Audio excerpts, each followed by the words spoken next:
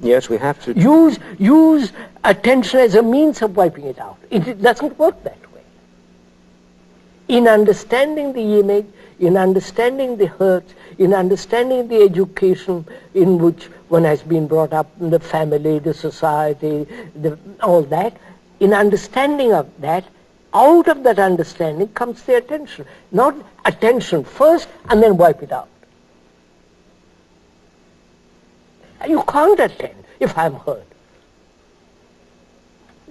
If I am hurt, how can I attend? Because that hurt is going to keep me, consciously or unconsciously, from this total attention. The amazing thing, if I'm understanding you correctly, is that even in the study of the dysfunctional history,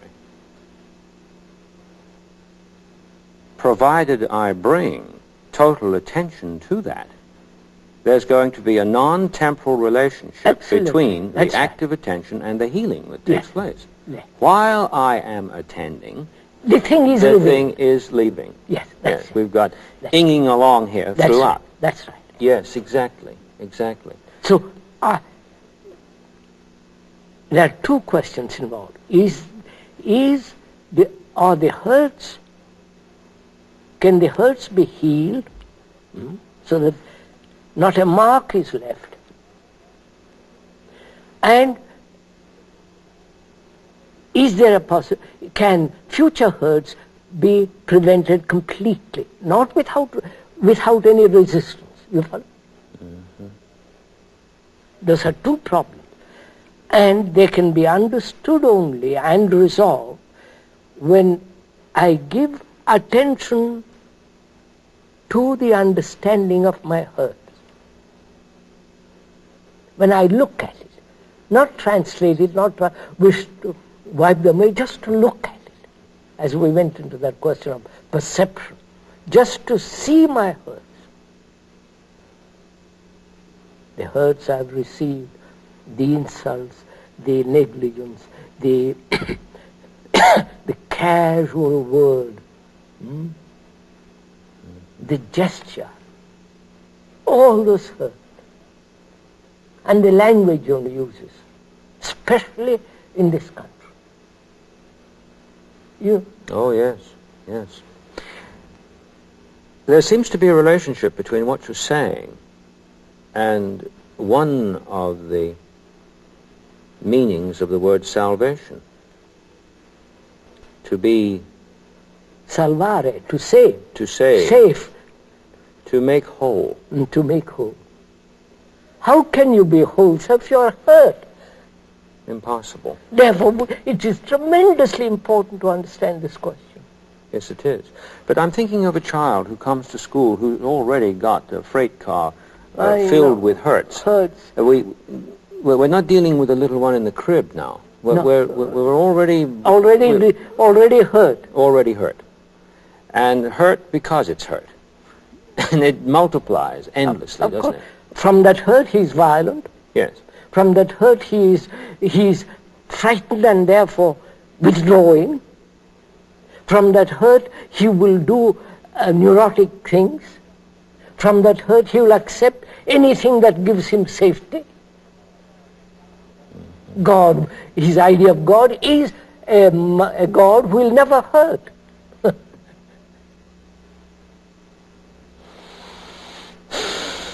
Sometimes a distinction is made between ourselves and animals with respect to this problem. An animal, for instance, that has been badly hurt will be disposed toward everyone in terms of emergency and attack. But over a period of time, it might take 3-4 years, if the animal is loved. And so, sir, you see, you said love. We haven't got that.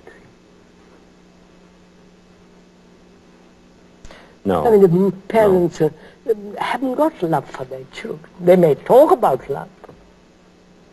Because the moment they compare the younger to the older, They have hurt the child. Yes. Your father was so clever. You are such a stupid boy. There you begun. In schools, when they give you marks, it's a hurt. Not marks, it's a deliberate hurt. And that is stored. And from that, there is violence, there is every kind of aggression, all that takes place. So how can a mind cannot be made whole or is whole unless this is understood very, very deeply. Mm-hmm. The question that I had in mind before regarding what we've been saying is that this animal, if loved, will, provided we're not dealing with brain damage or something, of course, will, in time, love in return. But the thought is that with the human person, love cannot be, in that sense, coerced. It isn't that one would coerce the animal to love, but that the animal, because innocent, does, in time, simply respond, accept. But then a human person is doing something we don't think the animal is. No, the human being is being hurt and is hurting all the time. Exactly. While he's mulling over his hurt, then he's likely to misinterpret the very act of generosity and love that is made toward him. So we are involved in something very frightful here. By the time the child comes into school, he's 7 years old. He's already gone, finished, torture. It's big. There is the tragedy of it. So that's what I mean. Yes, I know. And when you ask the question, as you have, is there a way to educate the child so that the child is never hurt? That is part of education. That's part of culture. Civilization is hurting. So look, you see this everywhere, all over the world. This constant comparison, constant imitation, constant saying, you are that, I must be like you. I must be like Krishna, like Buddha, like Jesus. You follow? That's a hurt. Religions have hurt people. The child is born to a hurt parent, and sent to a school where it is taught by a hurt teacher.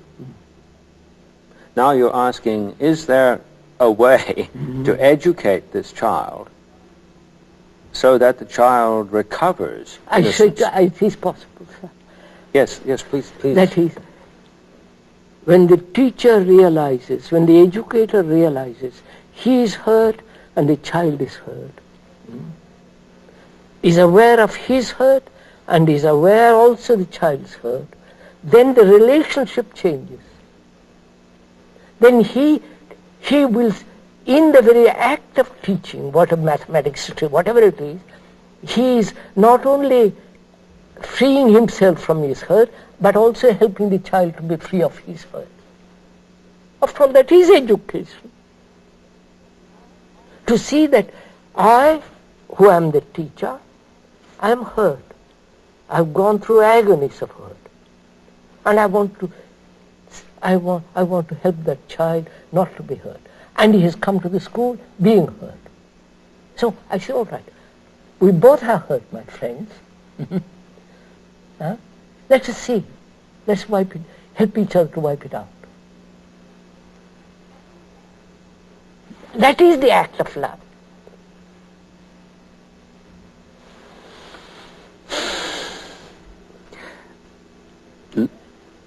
Comparing the human organism with the animal, I return to the question whether it is the case that this relationship to